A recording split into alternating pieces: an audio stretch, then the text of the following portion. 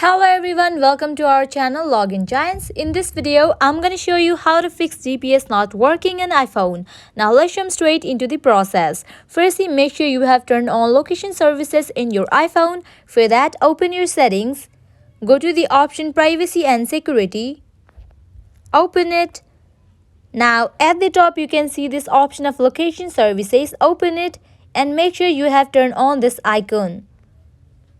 Now the second option is what you have to do is if you are having problem in the specific app, then you can just move on to the specific app that you are having problem. Here I'm gonna open Snapchat.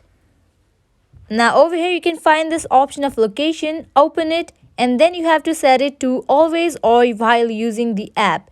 You can select any of them. Now the third option is what you can do is restart your phone. Tap on your virtual home button, go to the option device, tap on more and tap on restart.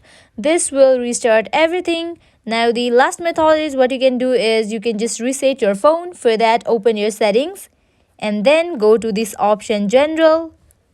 Scroll down to the bottom, go to this option transfer or reset iPhone, tap on reset and then tap on this option reset location and privacy.